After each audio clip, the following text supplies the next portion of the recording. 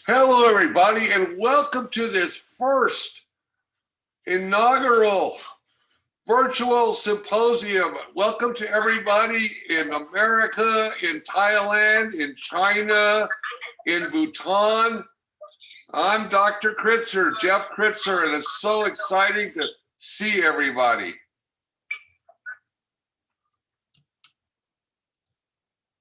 Make sure that your microphone is muted. Okay, and perhaps you could keep your camera turned on so we can see you.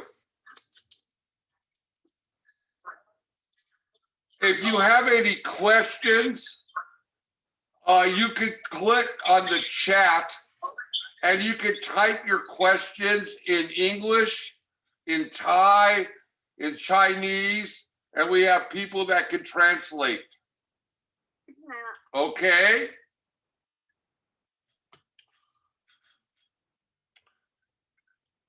Can everybody give me a thumbs up so I know that you can hear me? Thumbs up, thumbs up. Everybody give me a thumbs up. Look here. Thumbs up, thumbs up. All right. That's how you can right here use these reactions. All right. At the end of this symposium, we're going to have a poll. Okay. When you submit your poll,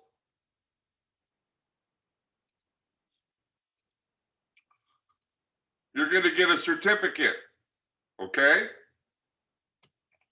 Is there, everybody hear me, right? Right? You all hear me, right?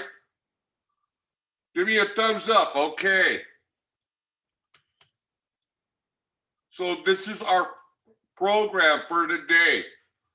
We have Dr. Padung. We have Dr. Henning from my university, University of Nebraska-Kearney, myself, and we have Dr. Sangpep Charionrat with us today.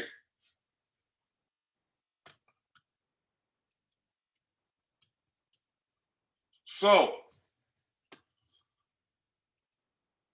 I'm going to load up our first speaker.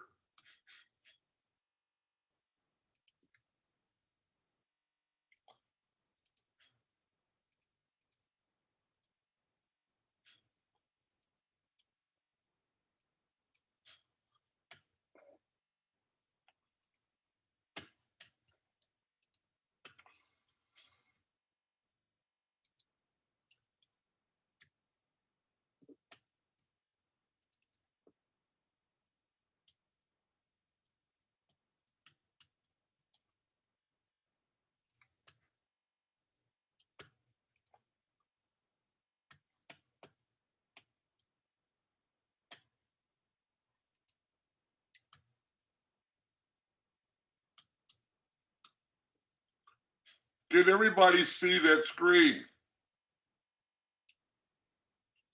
Ming Ming, can you see the screen? Yes, Professor, but not in both. Just Zoom. Can you see the PowerPoint? In Zoom, yes. You can see the PowerPoint. Okay. Padung, are you there? Dr. Padung.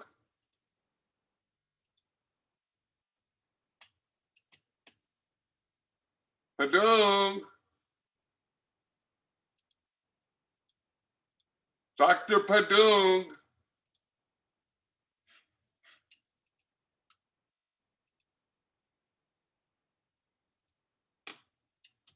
Padung, turn on your camera and your microphone.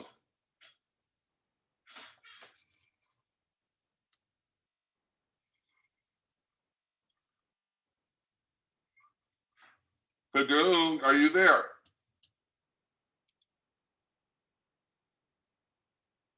Dr. Padung.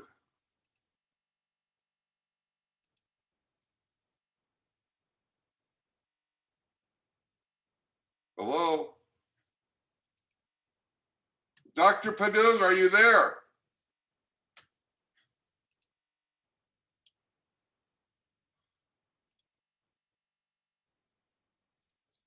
Yes, Dr. Padung.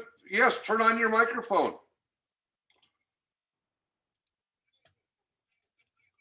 At the bottom, it looks like a microphone. It has a line through it. You have to unmute, unmute.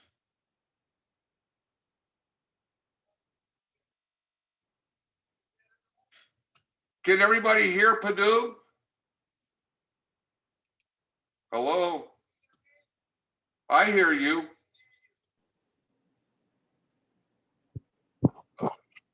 Hello?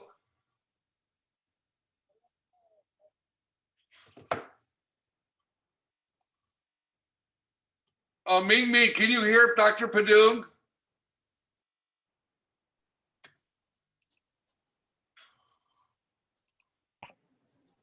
Dr. Padung, turn on your microphone.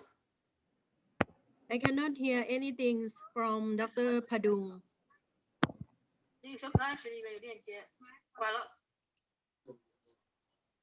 Padung, turn on your you mute? microphone.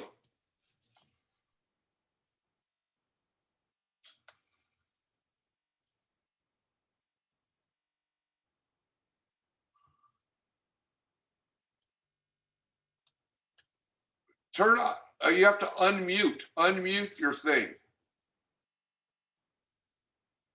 Unmute. Nobody can hear you. Unmute. Turn off your mute. Yeah.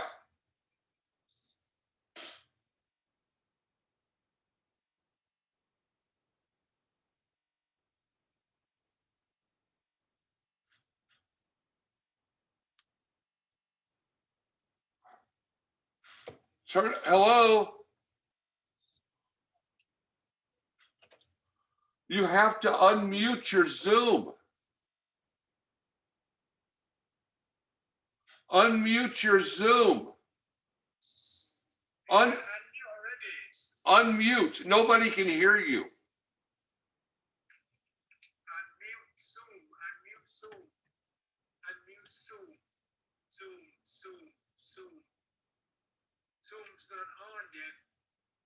Yeah, you're in Zoom, but you have to unmute. Start your video.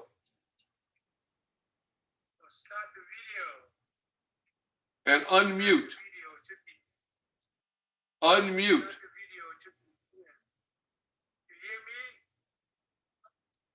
Can you hear Dr. Padung? Yes. I can hear you. No, I cannot hear. No, I you cannot have to hear. unmute on Zoom. You have to unmute it. Unmute on Zoom. There's a microphone with a line through it. You got to get rid of that line. Okay, I will look for it.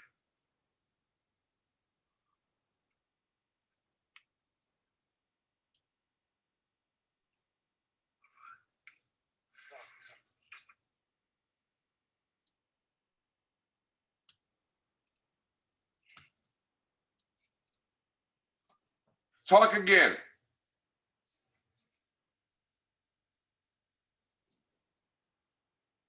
Padung?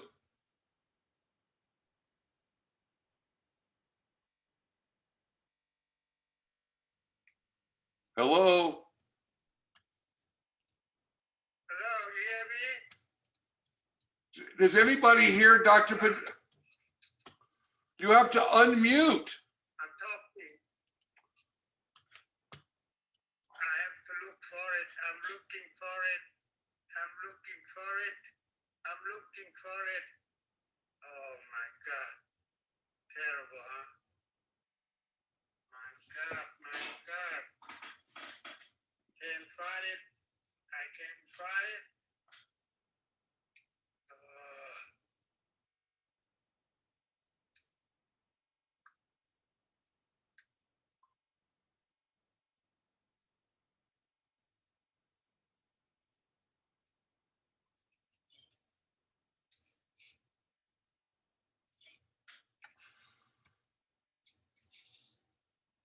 Hang on, everybody. Jeff, how about if you have him if he's on the phone, put it up to your speaker and then we can use it that way. Oh, can you see the screen, Padung? No, it's gone. You can't even see the screen? No, it's gone. Oh, okay. I'm gonna go start mine and you see if you can figure it out, okay? Okay.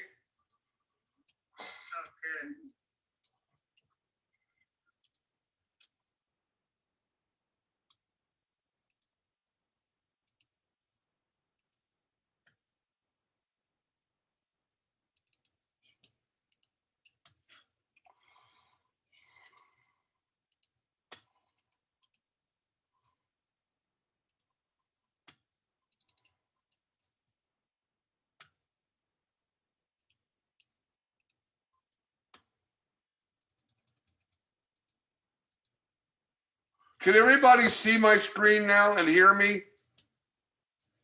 can see your screen and I can. Yes, I can hear you. Okay, Dr. Padung is having technical difficulties, so I'm gonna get started with my part of the presentation. And I'm gonna talk about strategies for implementing full inclusion. Keep in mind that in all of our classrooms, we have a lot of diversity.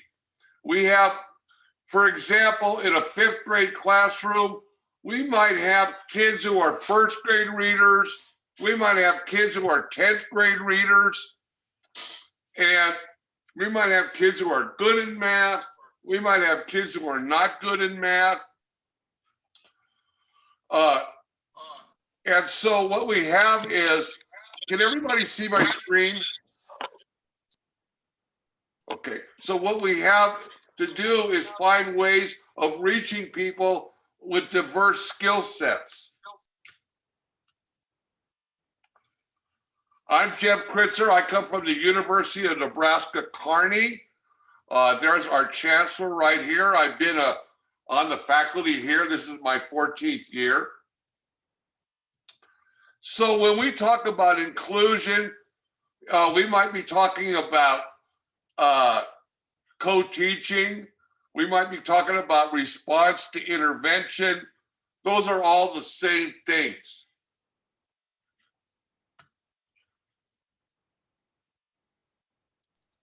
And Professor, there's a trend right now, we there's cannot a see trend it. toward inclusion. That a trend means that this is something that is typically being tried in our schools. Ming Ming, can you hear me? I can hear you, but from Vo, we could not Can you see the screen? My Yes, in PowerPoint? Zoom, but not in Vo. Not in Vo. Hang on one second. In Move, share.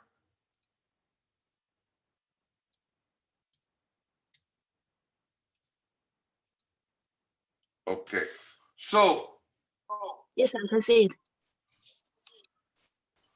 So one of the things that we want to know is, for the students that don't have disabilities, how are they affected in a general ed classroom? Because when you're combining children with disabilities and children without disabilities, there are challenges there. We really don't know how it affects the other students. You need to mute your microphones. Gaines, okay, so generally the children that have disabilities in an inclusive classroom, please mute your microphones. Please mute your microphones. Okay, so this, please mute. 就他带来一点，然后他就给我们班人不能吃，然后因为我们一个比较好，然后问我挺好吃的，我本来想要那种薄薄的正方形的，他没有 So 这个东西。到新闻现在到后面那个店能购买500一份。okay, so there's sort of a dilemma between whether children with disabilities should be in the general classroom or whether they should be in a more restrictive environment. And so please move to your mic. 刘英，请你把那个麦克风关了。 Please mute yourselves. 哎，请大家把这个麦克风给关了。刘英，请你把麦克风给关了。 Thank you. So sometimes we ask teachers, do they want to have children with disabilities in their room? And they may not want those children. They may have behavior problems, but they might say that they're okay with it because they don't want you to think they're bad people. The survey may be sort of infected by people trying to give socially desirable answers. And it's difficult to really study inclusion because there's so many different models. You can have one teacher, teacher in the front of the room, a teacher in the back of the room, or the teachers could be teaming together, or maybe one teacher's working with one group and another teacher's working with another group, or maybe you have the students in stations.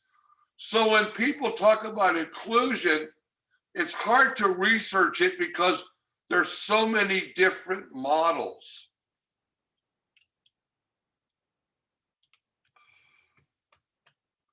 One of the reasons that kids don't do well in school, it may not be that they have a disability, but maybe what's going on in the classroom is the wrong method for them. So in other words, it's difficult to measure inclusion because all the different models involved.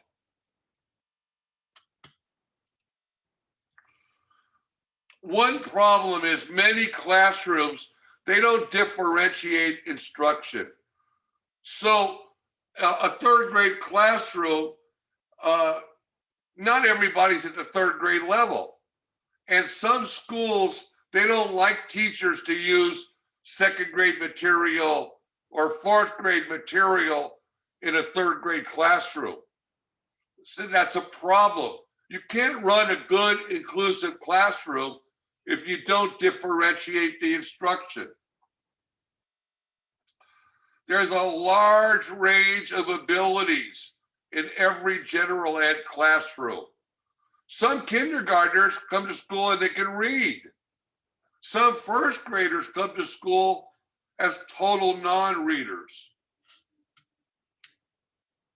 So another problem is teachers are busy all day long, but when you do an inclusive classroom, you need to have time to plan, grade level planning, as well as content planning, because you might teach third grade, but your kids again are at all different levels.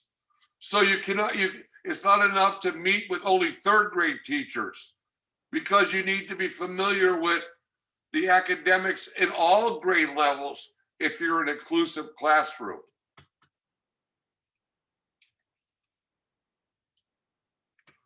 And gifted students generally miss out. We don't differentiate enough for them.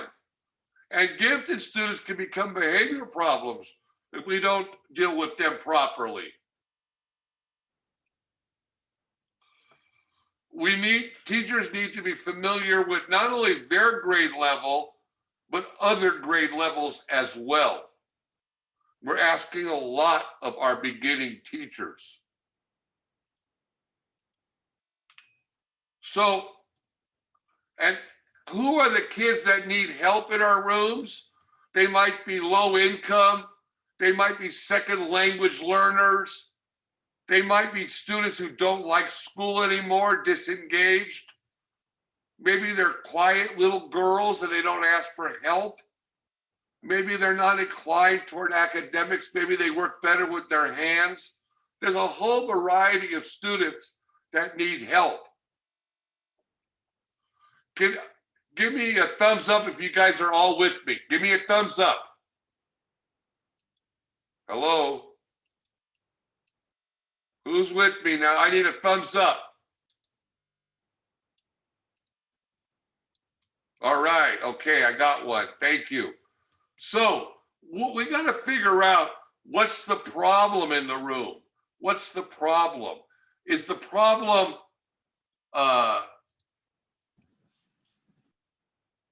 I'm sorry. The student? Is the problem the teacher? You can't teach well if you're sitting at your desk with your feet up. Is it a problem that the school isn't good? Maybe they got a bullying problem going on. Not every student belongs in a general ed classroom. Some need a more restrictive environment. And teachers must buy in. In other words, administrators just can't tell teachers we're going to do inclusion. That doesn't work that way. We need to talk to our faculty. We need to get them to buy into this idea. And we need to support teachers in inclusive schools. And again, it's not that we want to necessarily put everybody in an inclusive classroom, because we want to make sure that they're the right students for that classroom.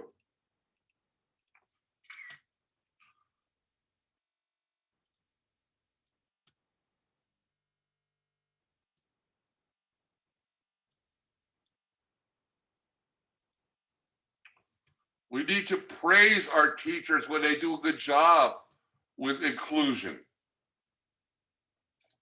And it requires constant staff development to make it work. So a school must be flexible. Sometimes a second grade student might need to go to a third grade room or a first grade room for either accelerated or maybe remedial help.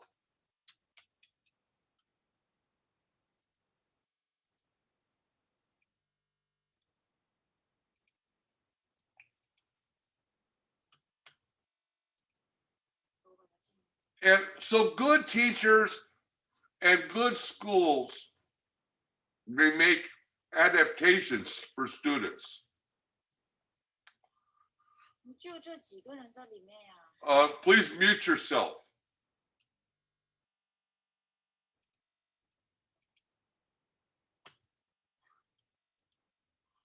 And some of the strategies people try, I already mentioned differentiated instruction.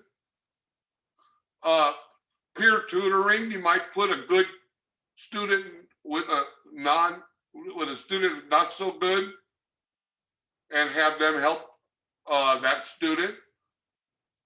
You might have a student from another grade come in, like a fifth grader come in and work with a second grader. You might share your students with other teachers and have mixed grade grouping. That's when I talk about school flexibility.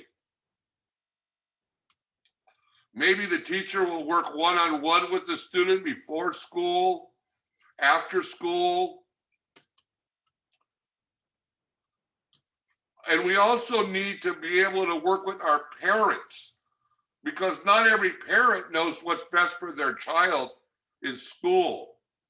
So parent training is also very important.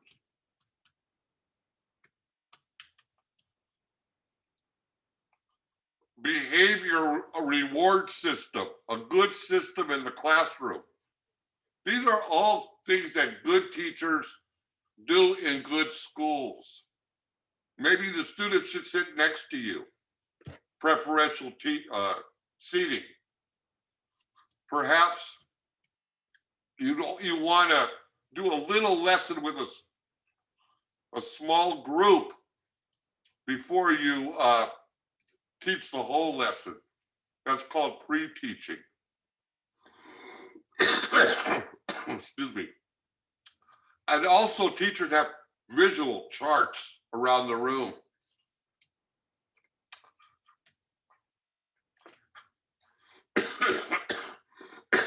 Excuse me. And teachers, they also teach test taking, because high stakes testing is very important in our schools. And we need to teach our students how to take tests. And self-advocacy. Students need to learn how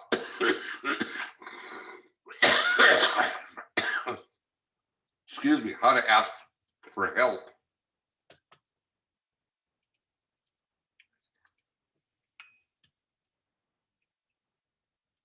These are some good websites for differentiated instruction. Khan Academy, very good for math. Also for some of the other humanities and science. Khan Academy, and it's free. Good lessons. This site right here, IXL, has worksheets for all language arts and mathematics for all grade levels. And here is a site, What Works Clearinghouse, that has interventions in all areas for schools.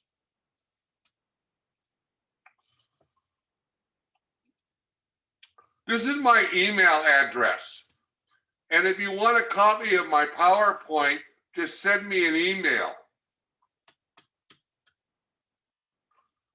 So remember that full inclusion is a great idea.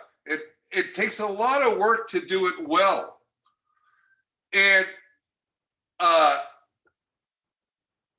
but if it's done well, it's the best way of doing things. So let's take a look at the questions that we have in our chat.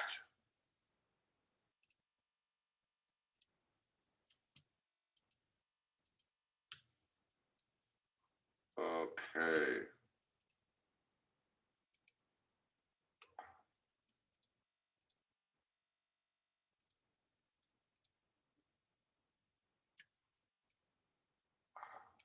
Okay, so in our chat questions, Ming Ming, are you there?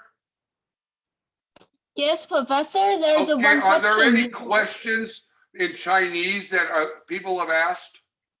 Yes, they ask what's the proper size for a class from Alice 299. Well, in America, our kindergarten through third grade generally have about 20 students, and our fourth and fifth graders can have as much as 30 students.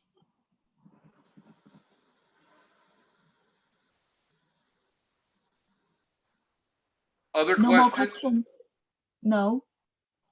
Are there other questions on your chat, Ming Ming? Yes, it's from Alice 299. Said if there are too many students, I'm not sure. Maybe he haven't or she haven't finished this question. How can a teacher give enough attention to all the students? I visited a classroom in China, first grade classroom that had 60 students in it. And it's very difficult in that situation. It's very difficult to do it when you have those kind of numbers. sometimes it's better not to have inclusion and to have another room for those kids to give them special instruction if you can't have a smaller class size. Are there, let me see, are there other questions from Thai people and other people? John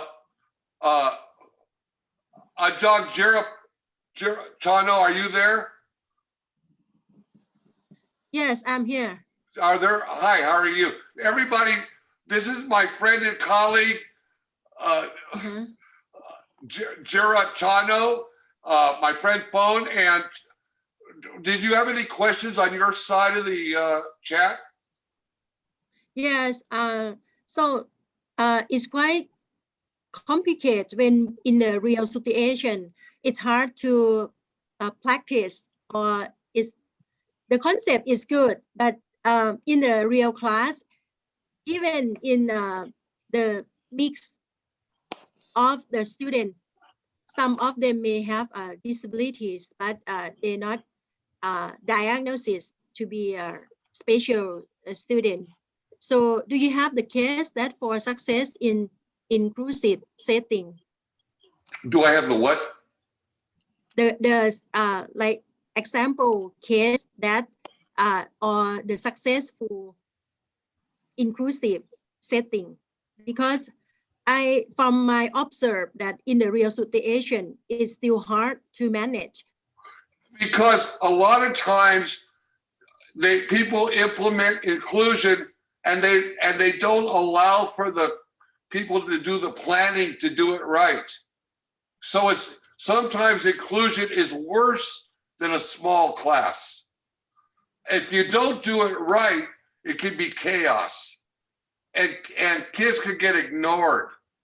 That's why it's the best way of doing things, but it's the hardest to do well.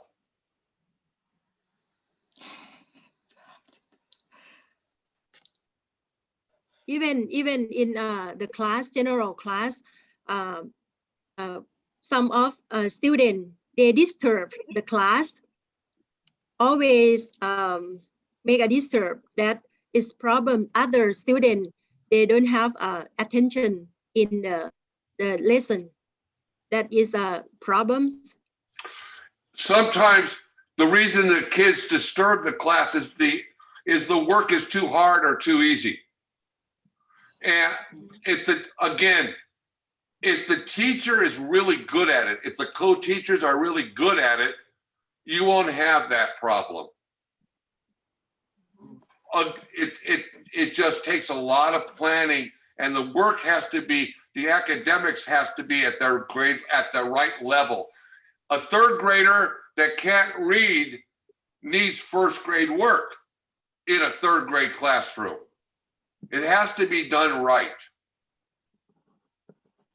Does that help?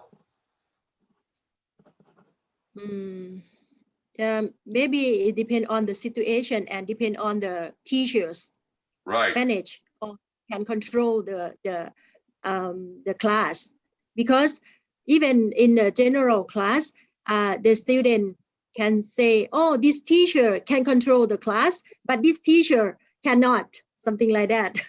Right, exactly. You gotta, and when you start inclusion, you gotta pick the right teachers for it too. Is Padung there still? Padung?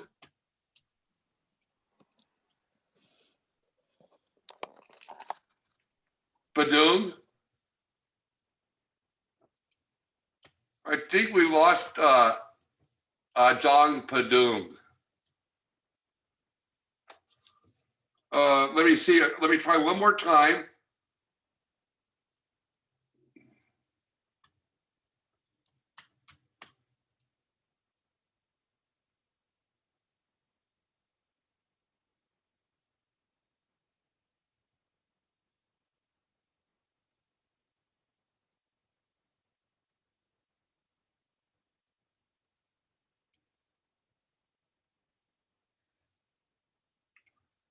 I don't know what happened to my colleague, John Padung. So I would like to introduce Is Judy Henning, is Dr. Henning there? Yes, I am here. I would like to introduce Dr. Judy Henning, a colleague of mine at the University of Nebraska-Kearney, and her presentation, if I can find it on my desktop. Do you want to share the screen so I can do it? I will in 1 second. 1 second. Let me find it. Come on, I got a wheel going here. I don't want that. All right. So I go to here. Wait a minute. Dr. Henning, where is it? Give me 1 second here.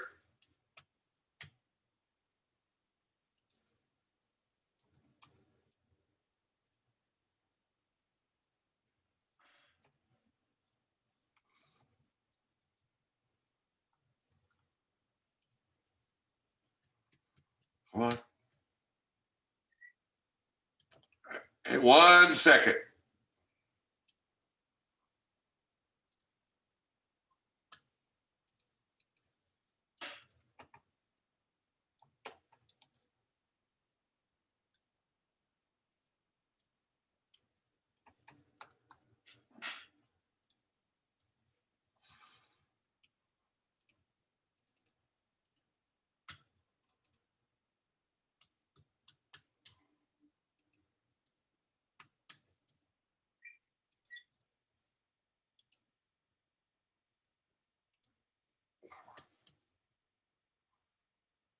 Excuse me 1 second. I got a wheel going on here.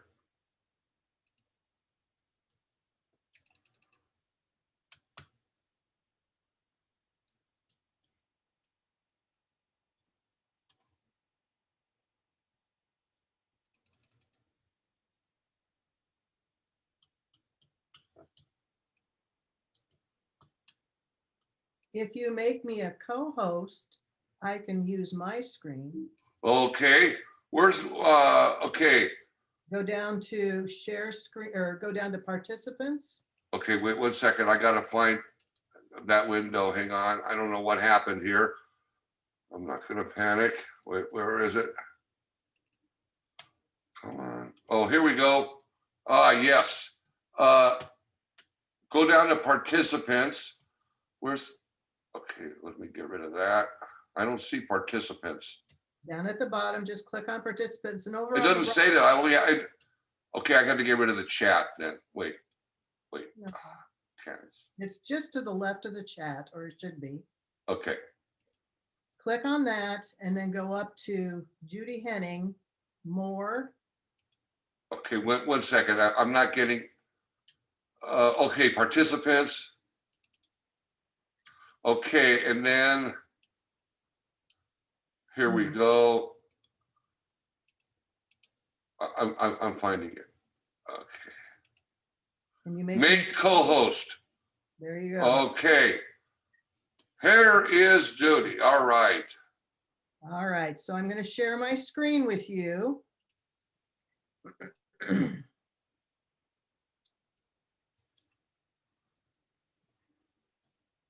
Can everybody see that screen?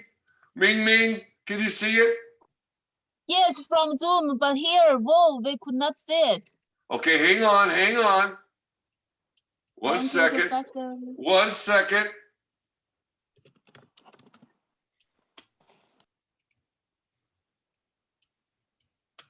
Okay, we're gonna move.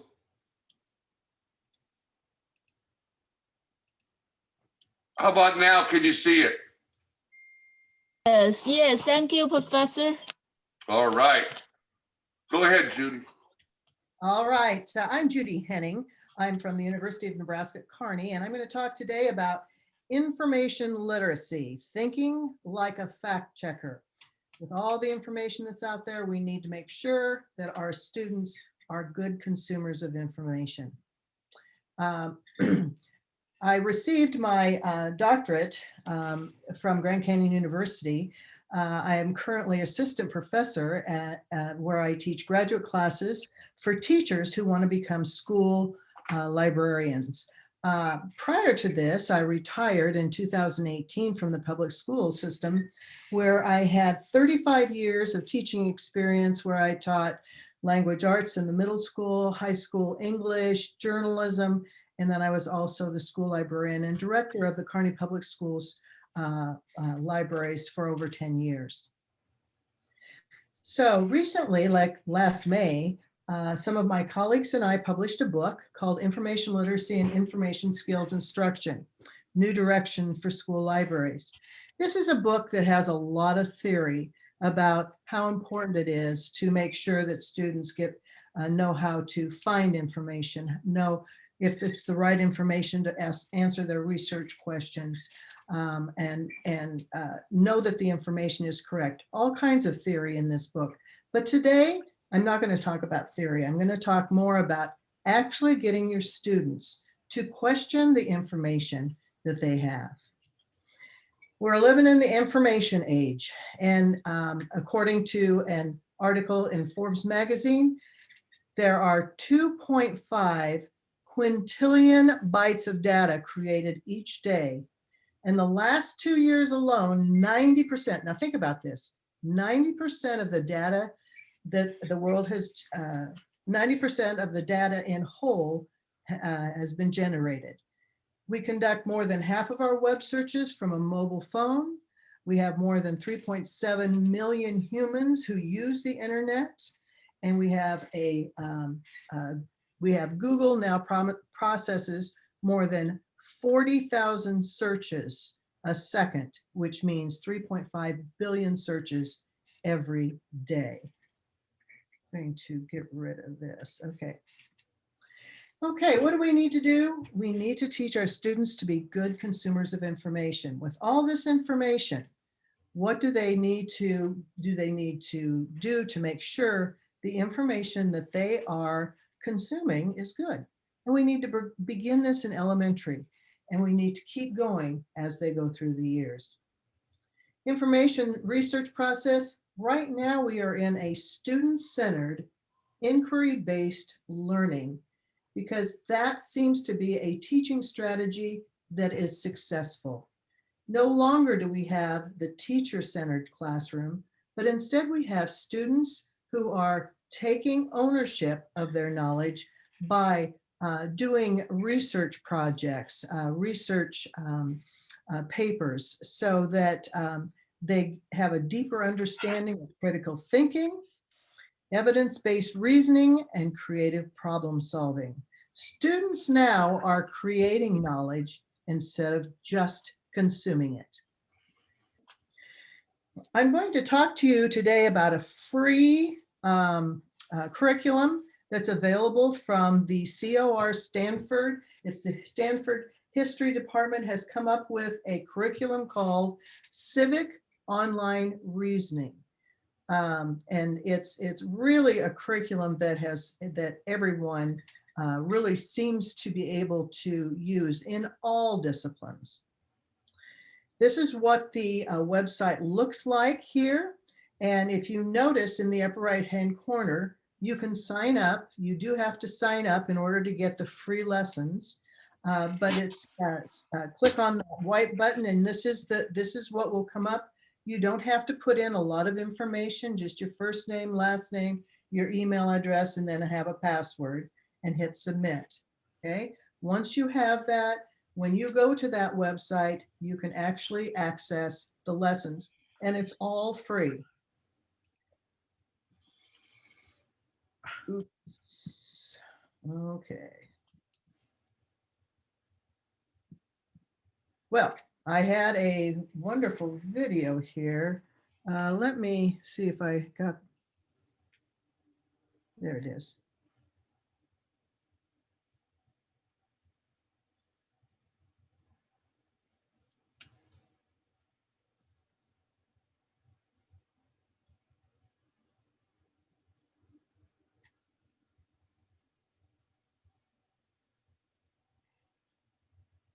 Well, that is not coming up. But basically, it talks about the importance of using their curriculum to make our students research smarter. They have to be able to go out in the information age and research their, oops, sorry about that.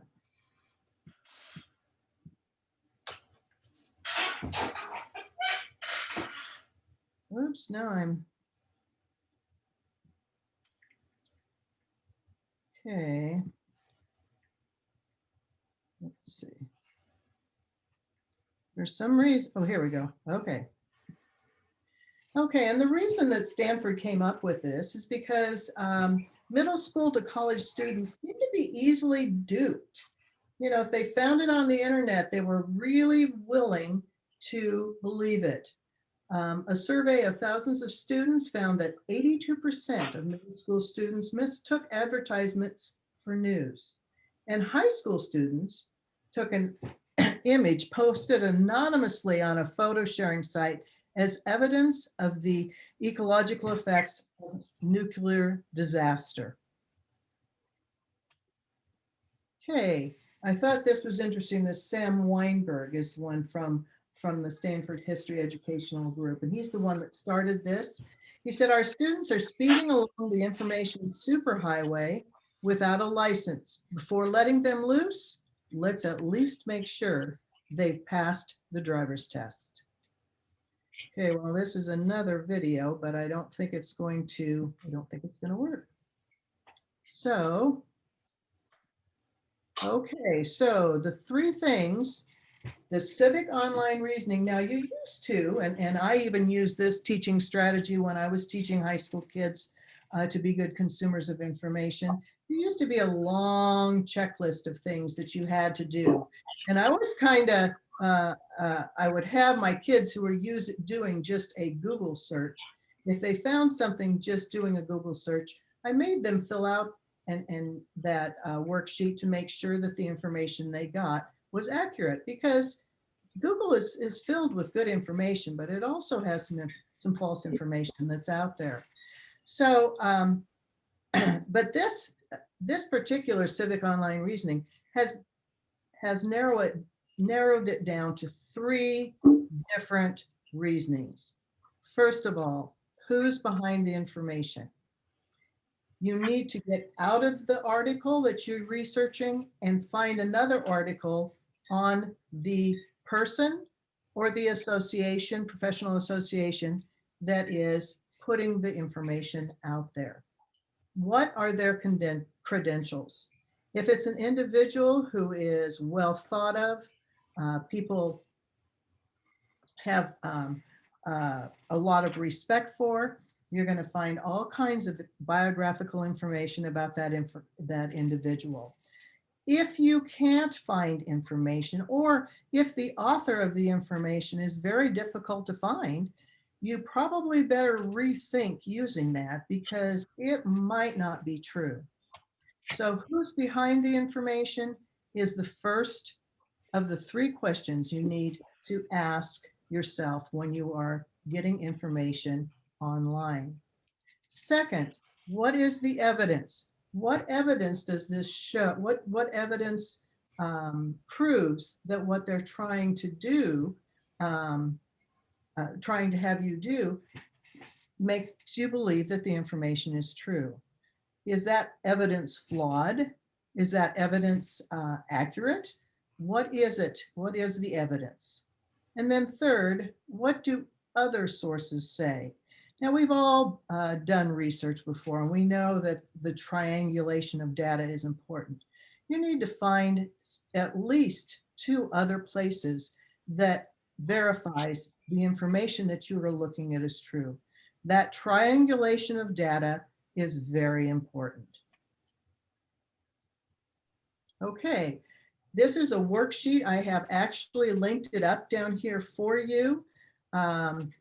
Again, like I said, when I was teaching high school students, if they wanted to do a Google search instead of using some of my paid for subscription databases, I would make sure that they take this and they fill it out, so you know that they have actually gone in and double checked the information. The first, number one, lateral reading, who is behind the information? Who is the author, the creator, the sponsor? What do you think their motivation is? Why did they post this? Do they want you to think a certain way? Do they want you to vote a certain way? Do they want you to purchase something? What is their motivation for putting that information out there? And what can you find out about their level of expertise or authority? And this lateral reading will require you to go outside of the article you're looking at and do more research on just that article. Have the students in that middle column write down notes of things they noticed. What I noticed as I did the lateral reading, I found this article that was really kind of not very favorable as far as the author is concerned. And you can also list the other sites that you use to find out information. And then eventually, what do you finally think? What do you think about the credibility of this author? The second part, what's the evidence? While looking into this site, what evidence is used to support the claims? Is the evidence academic? Is it research-based? Or is it just opinion? And is there enough evidence to support the claims? What evidence is missing? And what else do we need to know?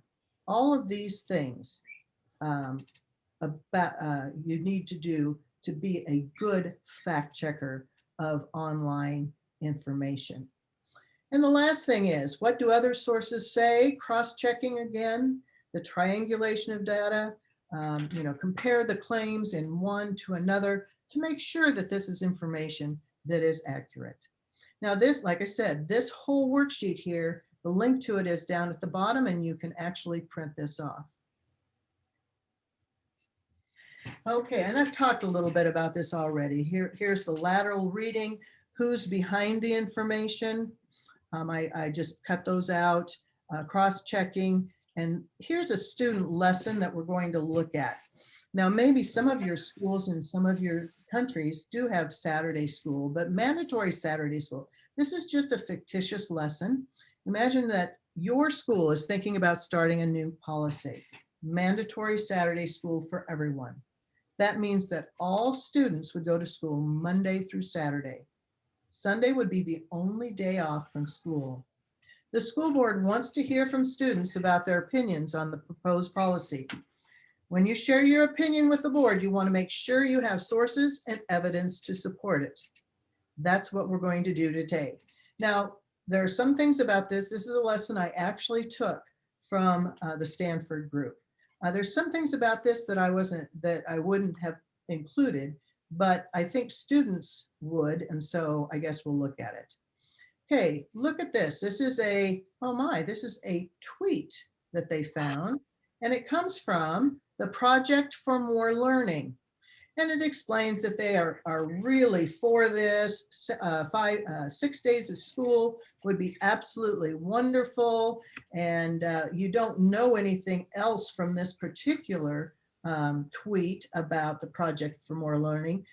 But if you look over here, it says funding provided by National School Lunch Providers Association. Now think about that.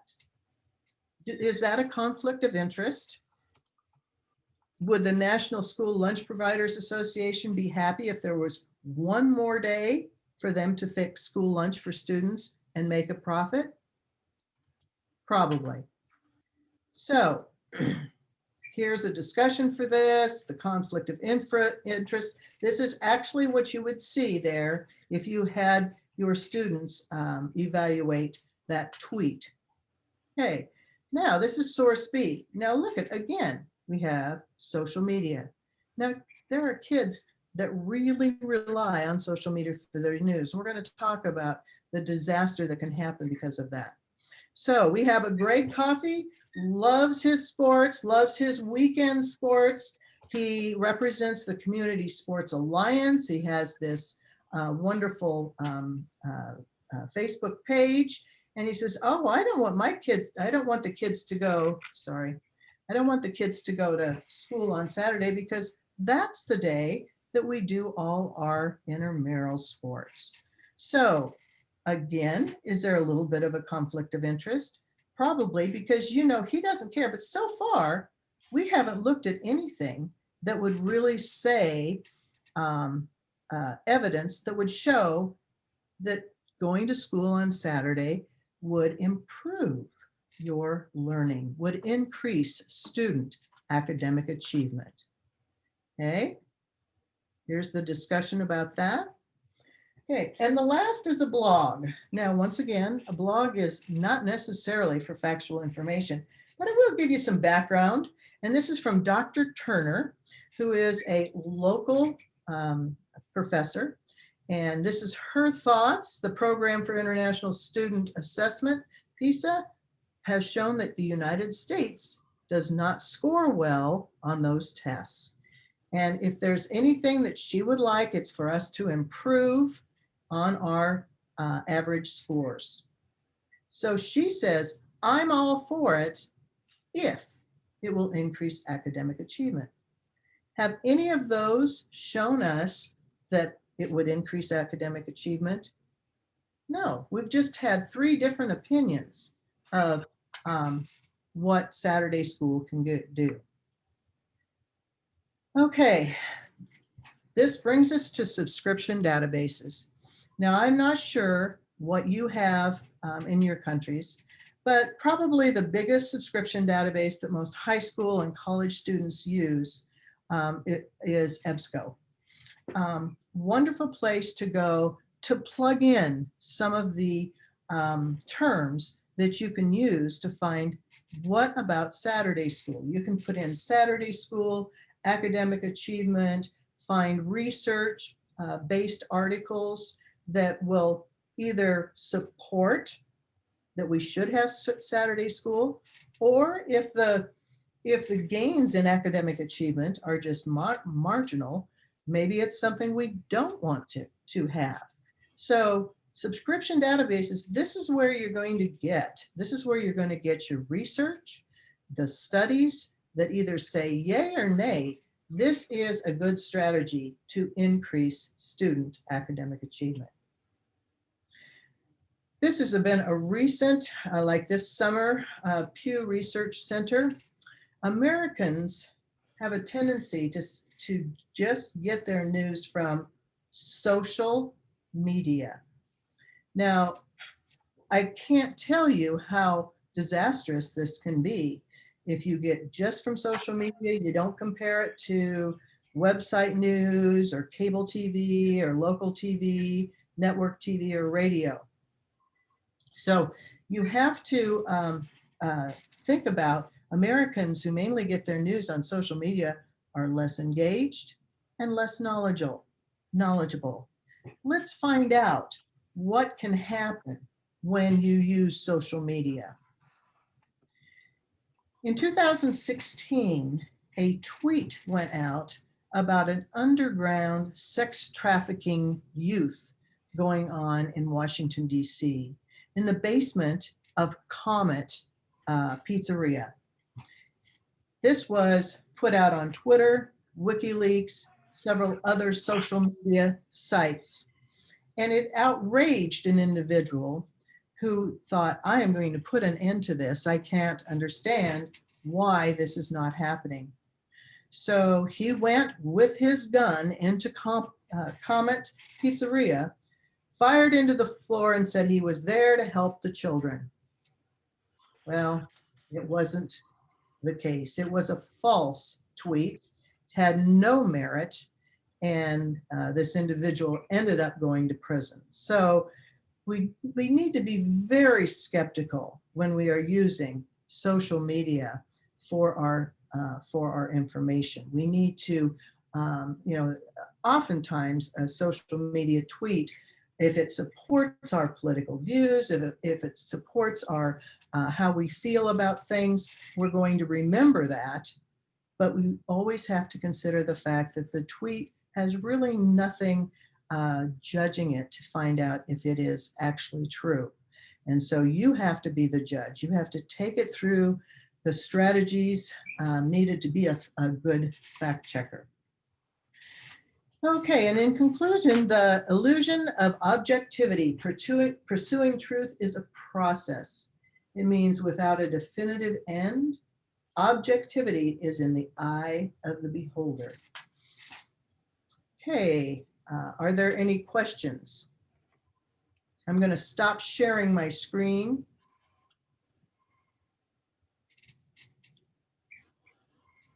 And do we have any questions?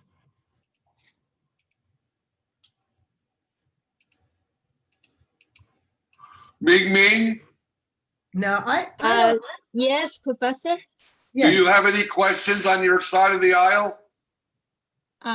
Yeah. Not much. Yeah. Professor Judy Hanning. Yeah, I think that's not just for middle school student and university student. I think also for adults, they are very easy to dupe. I see you said we may find some evidence from different websites, but you know some news we say it's like a fake news. It's like people want us to lead us to trust it. They could not see the truth. Mhm. How to treat this? Yeah. And fake news is very, it's been around forever.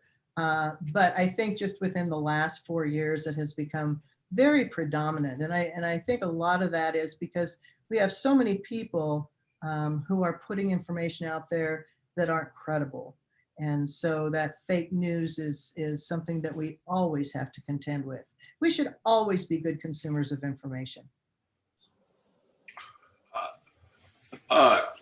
Gerard, do you have any questions on your side of the aisle? Not yet. Thank you for your sharings. And I will learn for the website. Thank you very much. That is new information for me. Is everybody give Judy a hand for her performance today? Thank you. Thank you for including me. It's great. I have a daughter who lives in Shanghai, China. And so she and her husband live there. And I've been there several times. I've gone to her private school and taught an English lesson there. So I just, I think I love your education in your part of the country, in your part of the world. So now we have my friend and colleague, Song Pet.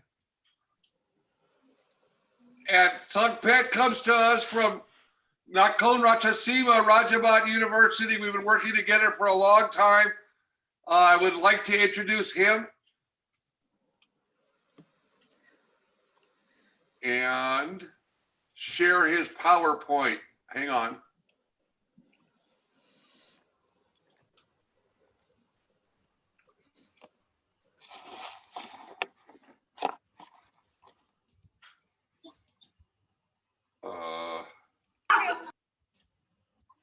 Right here, slideshow, play from start, and then the here. Wait a second.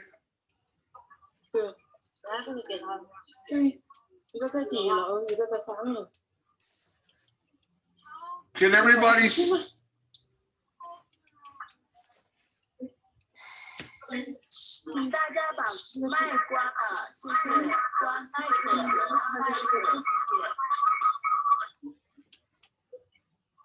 Sugpet, are you there? Yeah. Hello. Can you see your screen, Sugpet? Can you see your PowerPoint? Yeah. No, I have not seen my PowerPoint. Okay, hang on.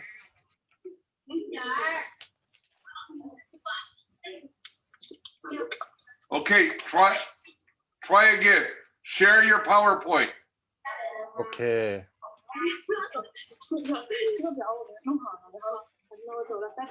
Mute, everybody mute.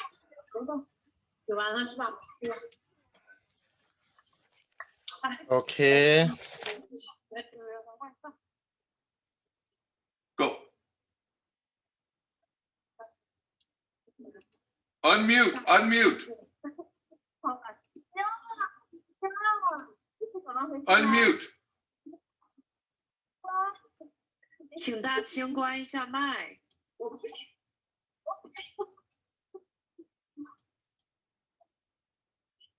Sunpet, unmute. There you go. Talk.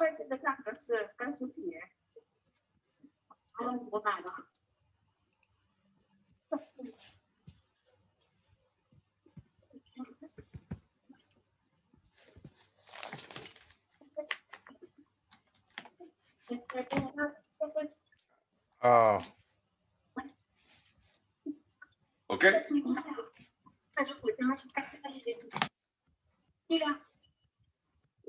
okay. All right. You can hear me? Yes. Okay. Give me a thumbs up if you can hear Sunpet.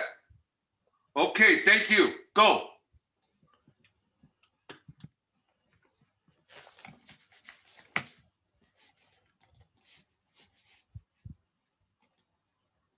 Okay. I will begin with audio book. In the original, we can get the book, printable book, but nowadays, the accessible technology for the handicap, some blind people, we can give them with audio. The audio maybe come with tape, CD, or now computer file. Book, everyone know. The audio, normally it begin with the long time ago with we recording with tape, but nowadays we can put it in the internet or website with the internet file, different format, where we can look for it. Okay, it is in the library, some in bookstore. In another country, we, United States, we can buy the book and we come with audio book too. Normally, I look for it in Thailand, school for blind. There are many audio book, but different format. And nowadays, internet, sometimes we can saw it in the YouTube, the audio with the video. It's similar with the audio book. Media for it, sometimes tape, cassette tape, it can recording for 30 minutes or 1 hour. It's short time, but really hard to keep it because it can waste for a short time. It changed to be CD, and nowadays one of it is DVD. It's the media for it, but nowadays many of audio book with computer file, and the new format is MP3. It is a small file and clear and put it in CD for a long time. Tool for it, we can use audio book from smartphone a cell phone with maybe smartphone and tablet. And one of the best smartphone is iPhone, iOS, a tablet. It put some voice over inside it. What is voice over? Voice over is the tool for read the text from the internet or the words document translate from text to be audio. Uh, iPhone put it in the own iPhone 3GS many years ago, and they developed it to be nowadays the new iPhone is better for voice over. And some of the smartphone with many people to use an Android phone. They just put it in Android phone. We call talk back. It's similar with the voice over. It can read from text and translate from text to be audio. So many cell phone with their smartphone can use the text and can translate the text to be audio. Can use it.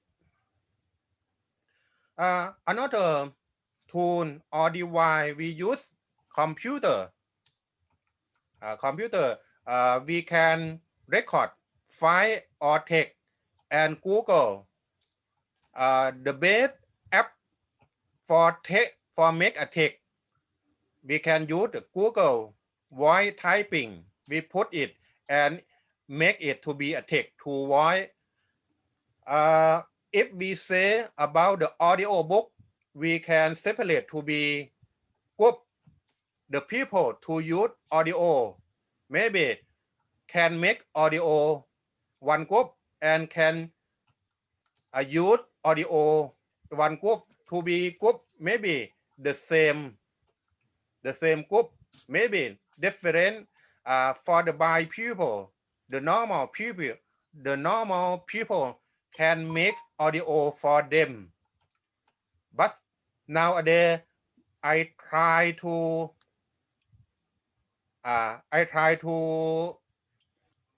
use audio for the auto people group. For example, the old people, they can use audio instead of reading from a text. Can use computer, can use smartphone reading the text file to be translated to become an audio book. What kind of audio book nowadays? Many of audio book we can see it many website in the grade. We can put it in Google with two words free audio book. I like to give the example for my student. Royal book. Royal books. There are many books over 7,000 book free of charge over there, but there are only audio and no text. But nowadays we can use some commercial audio with audible.com.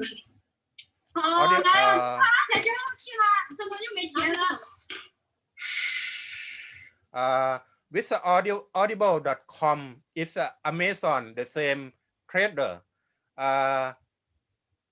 This year they give for the people with the free some audio book. We can put it and check it. Many new book on the free of charge loyal book.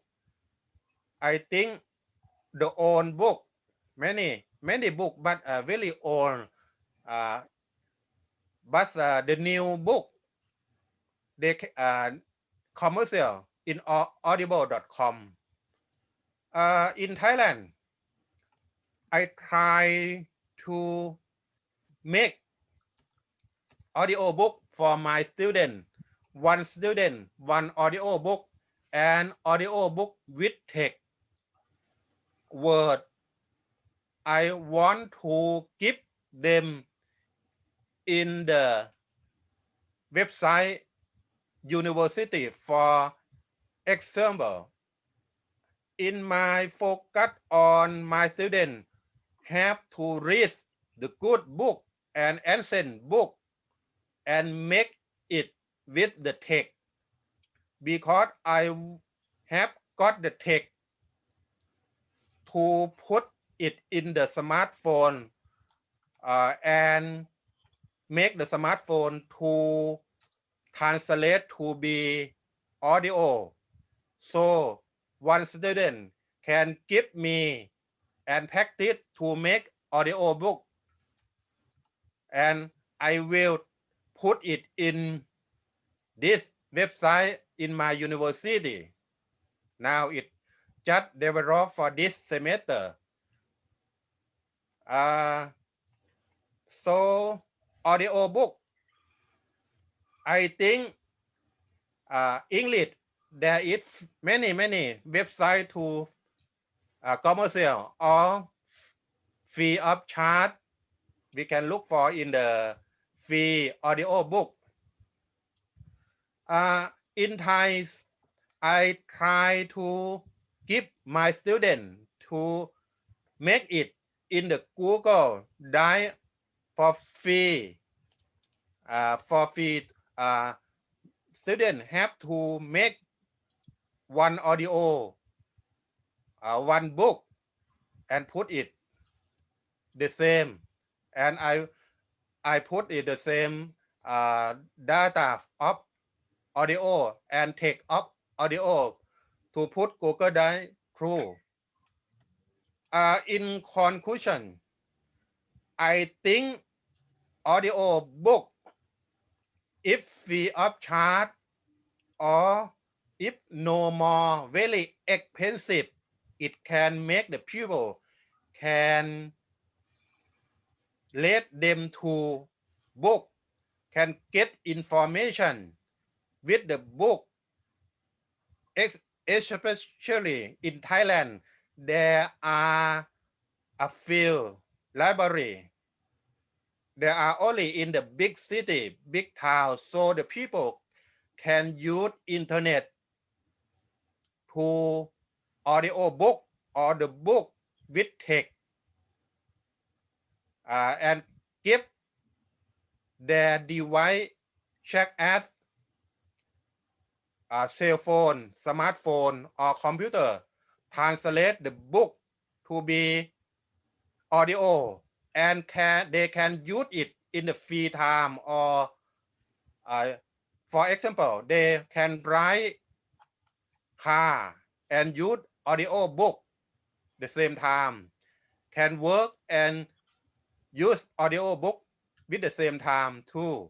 So many people can get benefit audio book with the new information or own information, a good book from audio book too. Thank you. Thank you, Sung Pet.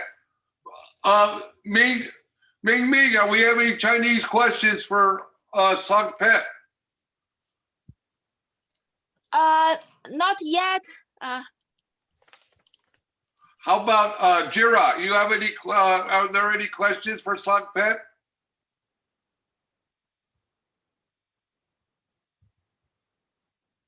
No. Okay. Okay. Everybody, let's give it up for Sungpet. Thank you. Nice job. Thank you. So, ขอบคุณครับ hey, give me a second here to get my thing together. Let's see.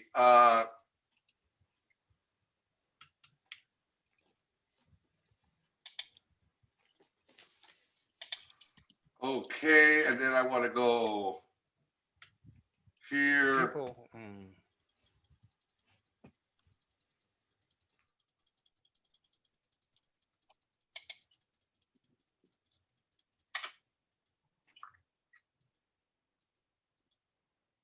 So, wait a minute.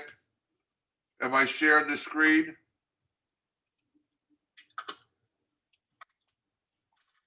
Can you see my screen? No. Okay, hang on.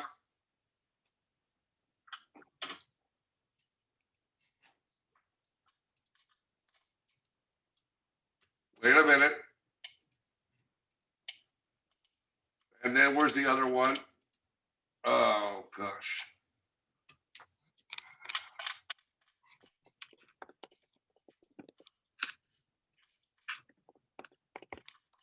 I'm trying to get it to share. Hang on one second.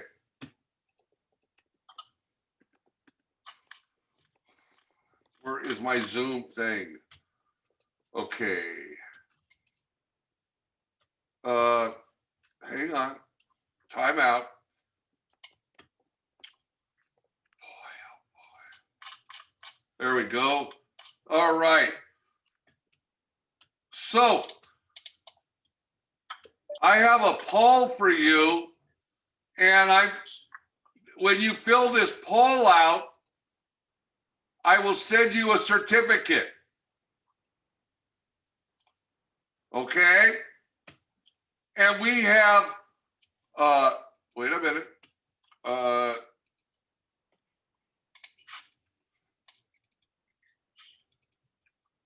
Okay.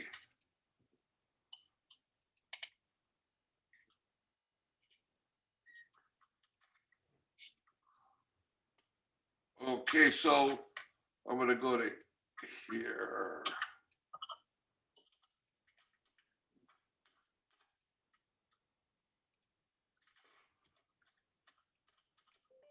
So here's my website. Can everybody see? Give me a thumbs up, please, if you can see. Thumbs up. Okay, here's my website. Please join my website, and I'll let you know when we're having our next symposium. It's going to be on February 1st. I hope to see everybody there. I'm really excited about our first time. I'm sorry that we were not able to hear Padung this time, but next time we will. That's about all I have for now. I want to thank you, everybody. Give me let's have a clapping here. And Thank you. That is Thank you. that is all for today. I hope everybody enjoyed the session. It's my honor to bring this to you, and I want to thank Judy Henning, Sungpet, Sherion Rock, Thank you. and Padung for your help today. And I want to thank Ming Ming for your help on the Chinese side, and Jira Chano for your help on the Thai side. And it's going to get better and better and better. But we are done for today. Goodbye, everybody. Goodbye. Bye bye. Thank you so much for Bye. everything. Bye. Goodbye. Thank you so much for everything. Bye. Thank you. Thank you. ครับ Thank you.